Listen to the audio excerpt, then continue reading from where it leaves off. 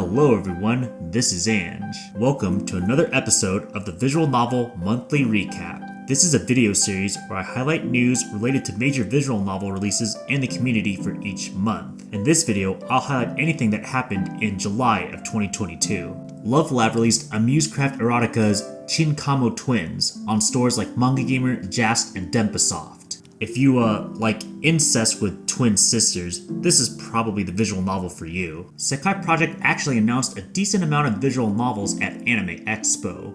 First, they announced a few Motosoft visual novels in Himadashi Creative and Raspberry Cube. If you don't know, this is the same company that made Wagamama High Spec. While NekoWorks recently announced Nekopara After and Inupara in Japanese, it's no surprise Sekai Project announced that they're going to be doing the English translation of these, likely with a simultaneous release like with previous Nekopara releases. An interesting announcement is the Parfait remake. So the original Parfait is one of the highest rated visual novels in Japan, likely because it was an early release of Maruto Fumiaki. This is the main writer of White Album 2, so if you like that visual novel, Parfait could give you a good idea of what Maruto used to be like before White Album 2 was released. Other notable visual novel announcements by Sekai Project are Happy Shane Shoal, Nie no Hakoniwa, and Watamari, A Match Made in Heaven, Part 1. Access Games also had a panel at Anime Expo 2022, and a lot of their focus was on Otome visual novels. Otome fans were very pleased to see the Norn 9 fan disc, Radiant Tale,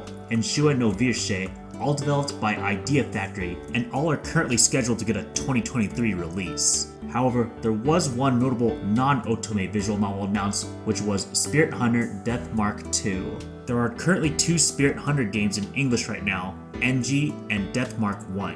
Assumedly, Death Mark II will be similar to those. Spike Chunsoft had a fairly hyped up panel for Anime Expo 2022, as they had 2 very big announcements. First off, Chaos Head Noah was announced to get its own Steam release at the same time as the previously announced Switch version of the Chaos Head Noah and Child Double Pack. Their new announcement was Anonymous Code, the latest entry in the science adventure visual novel series. In fact, it only just released in Japan this month, so it's crazy to see it get announced for 2023 in English for PS4, Switch, and PC. The Jazz panel at Anime Expo 2022 was notable, as not that it only have some interesting new announcements, but also had some announcements related to collector's editions and long ongoing previously announced VN projects. Meteor Pendulum Heart, Do You Like Horny Bunnies, and Muramasa will be getting collector's editions very soon. They confirmed Katahane, Machine Child, and Sumaga are making progress, just very slow progress. Their new announcements include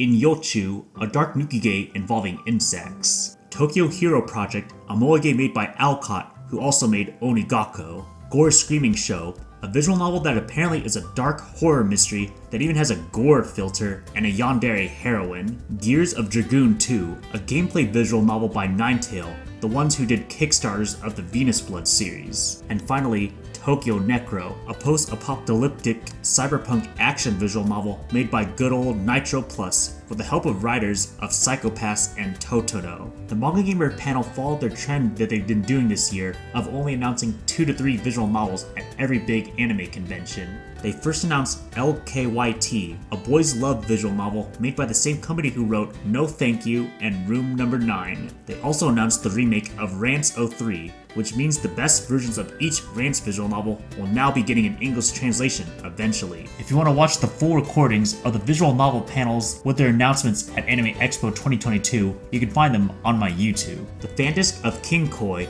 Golden Time, has released on Steam, Manga Gamer, Jast, and Denpasoft. Like most fan discs, there are short sequel routes for every heroine who got a route in the original visual novel. However, there are new routes for Mina and Ayaka, as well as an alternative universe route for a certain heroine that anyone who's read the original Kinkoi will likely understand. For anyone interested in Long Live the Queen, a fairly popular stat-raising gameplay otome visual novel, it's officially been released on consoles like Nintendo Switch, PS4, PS5, Xbox One, and Xbox X and S. Tsukihimates has released a partial fan translation of Arcuade's route for Tsukihime Remake, A Piece of Blue Glass Moon. Anchor has finally released their English translation of muv-luv alternative Total Eclipse on Steam. The best way I can describe this visual novel without spoilers is it chronologically takes place just a little before the original muv-luv alternative visual novel and stars mostly different characters. And for anyone wondering if there is an 18+ patch,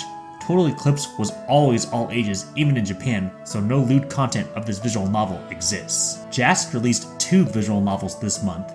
Their first was Mamono Musume, Spider and Harpy and Cyclops. It's a monster girl eroge in the same series as Mamono Musume, Slime and Skyla. Their other release was an otome called Taisho X Alice Head and Tails, developed by Primula. This is a fan disc to the original Taisho X Alice. Faku has released Iku Iku Succubus on Steam with 18+ content intact without a patch. As you might expect, this is a visual novel where all the heroines are succubi and you have to teach them humanity's ways. And considering this is likely a nukige, pretty obvious what the story will turn into. Sekai Project has finally released Amatsutsumi on their store and Denpasoft. This is a visual novel developed by Purplesoft, who developed visual novels like Happy Maher and Chrono Clock, so if you like those, there's a high chance you'll like this one. Sadly, the reason this visual novel took a while to come out was due to Steam banning it, so you are unable to get this visual novel on Steam, unlike Chrono Clock. As of July of 2022, I've been accepted into the YouTube Partner Program, so thank you to all who continue to support me. If you want to support my channel with money, you can do so with the old school Ko-Fi option, but now there's a Super Thanks option on each individual video I upload, if you prefer to pay directly to my YouTube. Either way, for each visual novel monthly recap video, I will continue to shout out anyone who donates to me, whether through Ko-Fi or YouTube, within the last month. And that is it for July 2022 visual novel news. As always, if you have any feedback, positive or negative, feel free to leave a comment below in this video or one of my social medias. See you all next month. A big shout out to Bruce Gone Loose, who was my first donator through Super Thanks on YouTube, giving 10 Canadian dollars. Always much appreciated.